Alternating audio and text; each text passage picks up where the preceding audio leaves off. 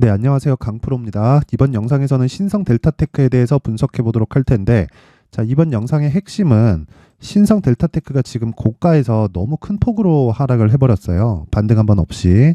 물론 구간별로 반등이 조금씩 나오기는 했는데, 이런 구간에 사실상 매수하기란 어렵죠. 이쪽에서 이제 반등 나오는가 보다 해서 매수를 해야 된다. 그렇죠. 이렇게 혹시 생각하셔서 지금까지 물려 있는 분들이 있다면 이 영상을 끝까지 시청을 하셔야 됩니다. 자, 지금부터 시작하겠습니다. 자, 첫 번째, 주식시장에서 상승을 하기 위해서는요, 우선 차트를 만들어 놔야 됩니다. 그러면 이 차트를 만드는 과정에서 굉장히 어렵게 어떤 패턴, 이런 패턴, 저런 패턴 이렇게 보는데 이렇게 보지 마시고요. 최종적으로는 신고가를 만들면서 내가 매수하는 과정이 있어야 된다. 근데 신고가를 만들어서 가는 과정에는 정배열로 전환되는 그런 과정이 필요하다는 겁니다. 그리고 그런 부분은 신성 델타테크도 여기 보면 정확하게 정배열을 만드는 과정이 나왔습니다. 그쵸? 여기서 60일 이평선을 21일 이평선이 돌파를 하면서 그쵸? 상승을 시키는 그런 과정이 나왔다. 자, 그러기 위해서는 60일 이평선을 한번 돌파하는 과정이 있고요. 그리고 나서 고가에서 횡보하는 최소한의 상황이 나와야 그쵸? 일주일 곱하기 4 하면 그쵸? 며칠입니까? 20일이죠. 주 5일이니까 20일인데 그러면 최소한 일주일 정도는 횡보를 해야 4분의 1만큼의 평균 가격이 21일평 위쪽에서 거래가 되고 오히려 61일평 위쪽에서 거래가 됐을 때는 정배열로 바뀔 수 있는 조건, 첫 번째 조건이 완성이 되었다. 이렇게 보는 거예요. 그러면 그때부터 뭘 한다? 추적하기 시작한다. 그리고 나서 뭘 해요? 여기서 뭐가 나와요? 신고가 나오죠. 주가가 쫙 올라가잖아요. 여기서는 원래는 매수해도 됩니다. 원래는. 근데 거래가 그렇게 많지 않잖아요. 그래서 여기까지 버리는 거예요. 정확하게 신고가를 만들었죠. 그쵸? 여기서도 뭐가 있었죠? 정배열로 바뀌는 과정이 있었죠. 그쵸? 그러면서 딱 하고 매물 소화 과정을 1, 2, 3 거의 한 4개월 정도를 보낸 겁니다. 매물 소화 받고 추가 시세 발생시켰다. 근데 생각해 보세요. 거의 한 6개월 정도를 작업을 했는데 그쵸? 많이 올라가기는 했지. 3배 정도가 올라갔으니까. 근데 재료의 크기나 이런 상황을 예단하지 말라는 겁니다. 재료의 크기를 내가 어떻게 알아요? 투자자가 어떻게 알아요? 초전도체가 어떻게 만들어지는지 봤어요? 못 봤잖아요. 그걸 보고서도 손해를 보는 게 주식시장입니다. 딱 그 내용을 인정을 해야 돼요. 그래서 여기서는 확인을 하는 거예요. 확인을. 그쵸? 확인을 어떻게 하느냐? 올라가는 걸 확인하는 겁니다. 그러면서 고가 돌파를 만약에 시켰다. 그러면 뭐가 필요합니까? 돈이 필요해요. 이렇게 돈이 들어온다. 그쵸? 요걸 보고 우리는 매수할 수 있는 겁니다. 그게 주식시장에서 가장 중요한 내용 중에 하나예요. 그리고 나서 시세가 딱 나오잖아요. 재료하고 나하고는 상관없는 거예요. 그래서 제가 매도하는 구간을 저는 여기로 잡았습니다. 요날. 그쵸? 요날. 시가 17% 딱 잡히고 종가 하한가 나왔는데 고가가 보합이에요. 그쵸? 0.83% 마이너스. 그러면 시가 17% 대비해서 0.8% 정도 올랐죠. 그쵸? 적당히 한 마이너스 10에서 마이너스 5% 정도에 모두 다 매도를 했습니다. 그러면 제가 매도한 가격대는 5만 원을 딱 넘어가는 그 순간부터 다 팔았다는 겁니다. 그러면 확인하는 과정이 여기에요. 그쵸? 이 구간에서부터 매수를 해서 5만 원 정도, 자, 저가부터 따지면 한 만 원에서 6만 원을 넘어가는 한 7만 원 근처까지 올라왔지만 내가 매수한 가격은 확인할 거 다 하고 나서 최단 기간 안에 100% 먹고 빠졌다. 그쵸? 이렇게 매매하는 거예요. 그쵸? 이번에 CCS가 굉장히 크게 올랐잖아요. CCS 같은 경우에도 자, 제가 밑에 깔아서 이야기를 드릴게요. 보시면 여기다가 CCS도 이렇게 보면 이렇게 가면서 정배열 만들고 신고가 만들죠. 그리고 쫙 빼버리죠. 이거 왜 빼요? 개미 털라고 뺍니다. 개미 왜 털어요? 매집하려고 터는 거예요. 그러면 매집하는 과정 있죠. 여기까지 딱 확인하고 요날 매수하는 거예요. 요날. 근데 저는 요날 매수해서 요날 팔았습니다. 종가에. 왜? 상한가 마감이 안 됐거든요. 이틀 딱 쉬고 상한가 두 방 딱 가더라고요. 그쵸? 자, 제가 매도를 한 1,900원 요 정도부터 3,500원 거의 한 70% 정도를 저는 수익을 못 낸 거예요. 근데 하루에 20%의 수익을 냈기 때문에 난 만족. 오케이. 그러면 어떠한 분석법을 사용했을 때 여기까지 먹을 수 있나요? 저는 모르고 없습니다. 한 가지가 있기는 해요. 그건 대형주를 베이스로 가는 거예요. 근데 CCS는 시작 지점이 어느 정도냐면요. 자, 보세요. 500원입니다. 동전주죠. 잡주예요. 그쵸? 애초에 소형주라는 이야기입니다. 그래서 일시적인 시세라고 본 거고 근데 무엇보다 저는 여기서 중요하게 보는 게 대형주가 뒤에서 미는 종목들 같은 경우에는 다릅니다. 그게 DIT 같은 종목이에요. DIT는 지금 HBM 수혜주로 뒤늦게 거론된 종목인데 이미 신고가를 만들어 놨다는 거죠. 딱 그러면서 제가 이 구간에 정확히 매수를 시작을 했습니다. 그러면 신고가 매물소와 계속 과정을 저는 다 지켜보면서 추적을 했다는 거죠. 이렇게 매매를 하는 데는 추적하는 시간이 필요하다. 그렇죠. 그리고 내가 모든 시세를 다 먹을 수 없다. 근데 여기서 발전시키면 여기 매수 가능, 여기 매수 가능. 그런 부분을 강프로의 무료 소통방에서 계속해서 진행을 하고 있습니다. 자, 내용 한번 확인해 볼게요. 11월 3일 DIT 8시 53분에 DIT 나가죠. 그리고 쭉 올려봐더라도 11월 2일, 그렇죠. 11월 2일 날 11월 2일 매매 DIT 8시 51분에 나갑니다. 장 시작 전에 공략이 가능하다는 거예요. 어땠을 때? 신고가였을 때. 기준은 뭐다? 정배열. 이게 끝입니다. 근데 신성 델타테크는 지금 상황을 보면 이런 상황을 모두 거쳐서 지금 고가 대비해서 50% 빠졌거든요. 만약에 초전도체가 무언가 대단한 게 막 있고 주가에 영향을 미칠 만한 무언가의 내용이 아직까지 남아 있었잖아요. 그러면 고가 대비 50% 절대 안 빼요. 자, 69,600원에서 7만 원이잖아요. 7만 원에서 3만 5천 원까지 빠졌으면 50% 하락이잖아요. 반토막 난 겁니다. 반토막을 시킨다고 이렇게 거래가 많이 붙어 있는 종목을, 그쵸? 올라가는 건 왜 올라갔어요? 그러면 매물 털라고 올라간 거예요. 그래서 제가 지금 이야기를 드리는 겁니다. 무조건 가격에 집중하자. 가격에 집중하면 신성 델타테크 아직 한 번 시세 남았거든요. 한 번 시세 남았고 무엇보다 자 보세요. 20일 이동평균선은 20일 동안에 거래된 가격의 평균 가격이죠. 그걸 선으로 이어놓은 거예요. 이렇게 쭉 돼서. 그리고 60일 이동평균선은 60일 동안에 거래된 평균 가격 선으로 쭉 간 거예요. 그러면 주가가 올라갈 때는 20일 이평선이 더 높을 수밖에 없죠. 그렇죠? 근데 주가가 내려갈 때는 20일 이평선이 더 낮습니다. 생각해 보세요. 20일 오르고 10일 빠지고 20일 오르고 10일 빠지고 20일 오르고 15일 빠지고 이런 식으로 주가가 갈 거 아니에요.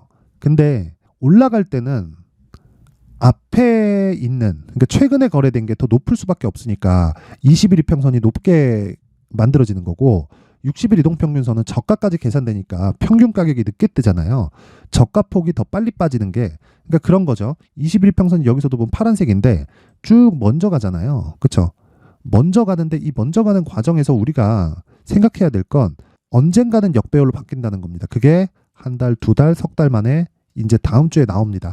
이 구간이 나와야만 반등이 나올 수 있는 건데 이 반등 구간에서 가격에 집중해서 매매를 하자는 겁니다.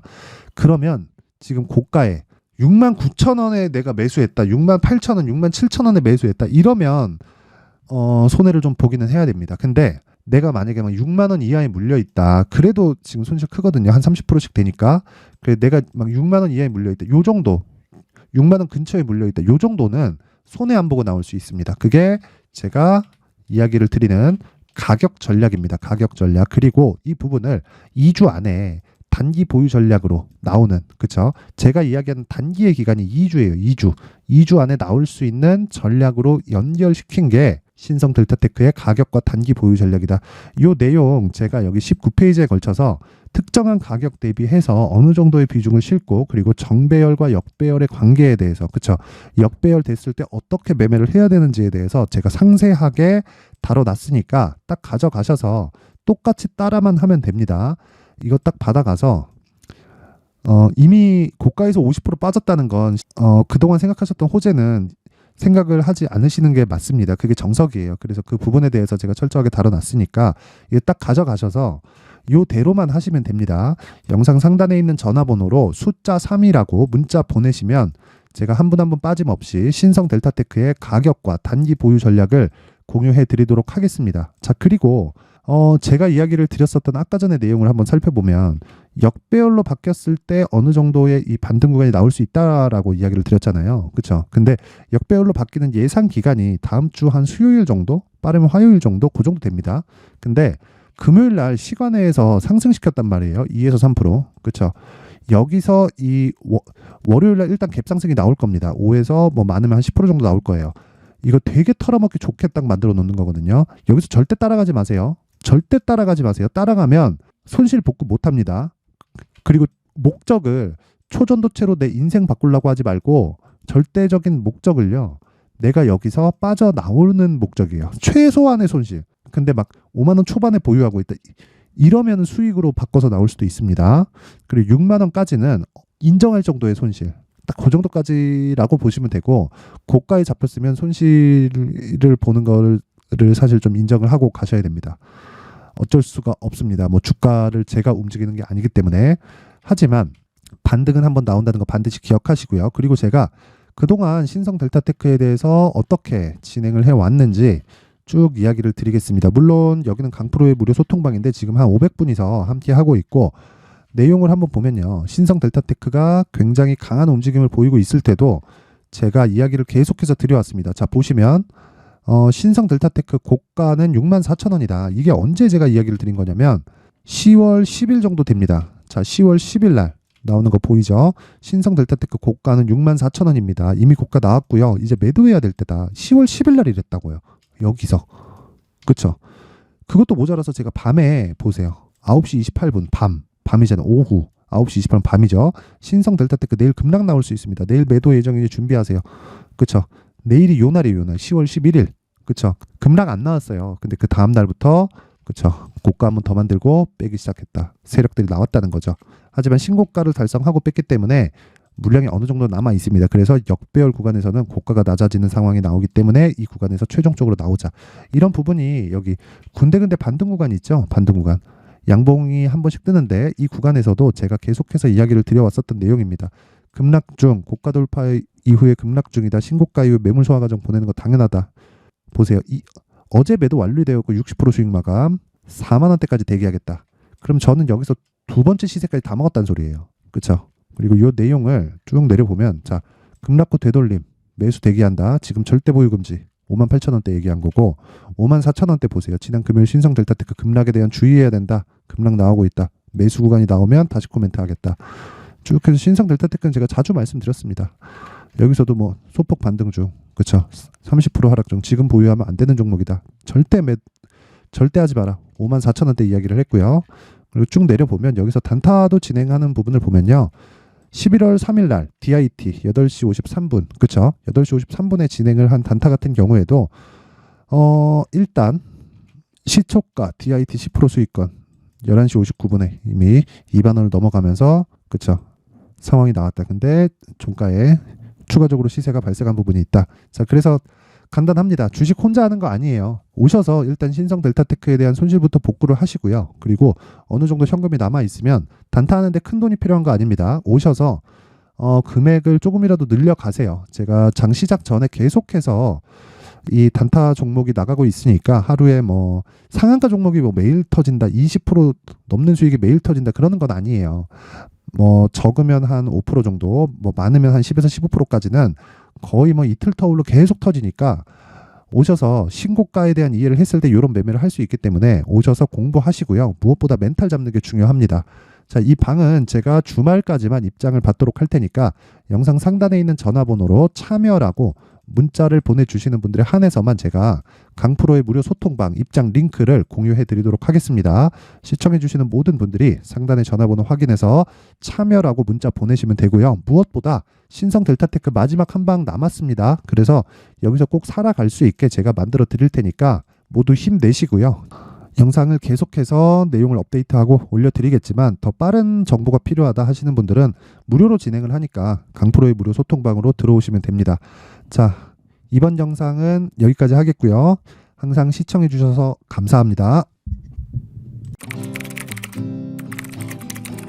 자, 이제 23년도 다 끝나가지만 매매를 하시면서 스트레스를 받으시는 분들이 있을 수 있습니다. 시장이 항상 그렇긴 하지만 그래도 제 구독자분들과 시청해주시는 분들을 위해서 앞으로 차기 주도주가 될 수 있는 대시세 종목을 준비를 해왔습니다.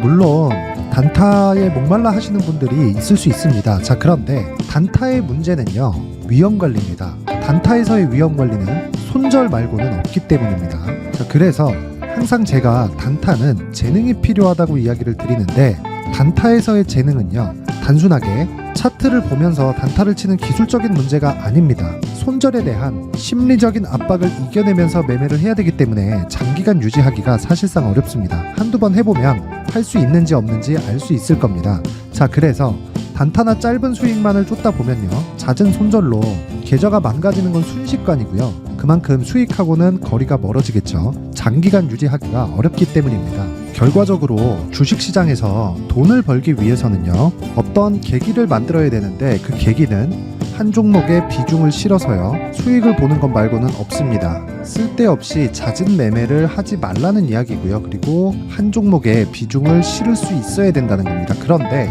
이 비중을 실는 과정에서 성장 산업군에 대한 이해가 필요하다는 겁니다. 이 부분을 반드시 기억을 하셔야 돼요.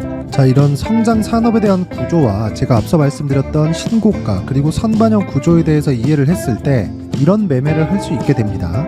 2월 7일 강프로의 대시세 종목으로 에코프로 매수가는 17만원 이에서 진행이 됐고요. 그리고 목표가는 50만원부터 자율 매도 구간으로 잡았죠. 예상 수익 범위가 200% 이상으로 되어 있는데 신고가 이후에 선반영 평균치가 200% 이상이기 때문에 그렇습니다. 자, 그런데 에코프로가 2차전지 양극재 기업이죠. 자, 근데 2차전지 양극재는 친환경이라는 범주 안에 속해 있다고 보시면 됩니다. 근데 제가 항상 이야기를 드리죠. 시세는 항상 연결된다고요. 앞으로 나올 대시세 종목도 이런 친환경이라는 성장 산업군에 포함되어 있어야 됩니다. 자, 이런 성장 산업군에 포함되어 있는 걸 확인한다면 이 내용처럼 세 가지의 공통점을 가지고 있습니다. 1년에 많은 종목이 발생하지 않고요. 그리고 세력들의 장기간 매집 구간이 확인돼야 되고, 그리고 상승하기 시작하면 평균적으로 3개월 정도의 상승 구간을 보이기는 하지만 제가 2개월이라고 작성을 해온 건 한 가지 내용 때문입니다. 한 달은 확인하는 과정이 필요하기 때문입니다. 이게 무슨 얘기냐면 성장 산업에 대한 부분 그리고 이런 공통점, 여기다가 기술적인 내용을 다 포함을 시키더라도 절대적으로 가격이 우선적으로 반영이 되는 것이기 때문입니다. 에코프로도 마찬가지예요. 이런 내용을 토대로 제가 4분기 대시세 종목을 준비를 해왔습니다. 자, 장기간 하락하면서 최악의 국면을 거쳐왔고요. 이 구간에서 먼저 하락을 했다는 건 앞서 말씀드렸던 내용처럼 고가에 대한 부분이 아니라 저가, 즉 나쁜 부분을 반영한 이후에 신고가를 발생을 시켰다는 건 앞으로 좋을 부분을 반영이 되고 있다는 거죠. 그런데 본격적인 시세는 신고가 이후라고 말씀을 드렸고 지금은 매물 소화 과정을 보내고 있습니다. 앞서 말씀드린 대로 가격 먼저 분석을 끝냈죠. 그리고 나서는 정부 정책의 방향과 맞는지를 체크를 해야 되는 겁니다. 2023년 대시세 종목인 에코프로도요, 정부 정책의 방향에 맞는 종목이라고 볼 수 있겠죠. 물론 이런 종목들도요, 신고가 이후에 시세를 낸다는 건 반드시 기억하고 있어야 됩니다. 자, 이런 내용을 토대로 23년 상반기 에코프로와 같은 대시세 종목을 준비를 해왔습니다. 자, 하반기 대시세 종목은 영상 상단의 전화번호로 대시세라고 문자를 보내주시는 분들에 한해서만 공유해드리도록 할 테니까 영상 상단의 전화번호 확인해서 하반기 대시세 종목으로 큰 수익 내셨으면 좋겠습니다.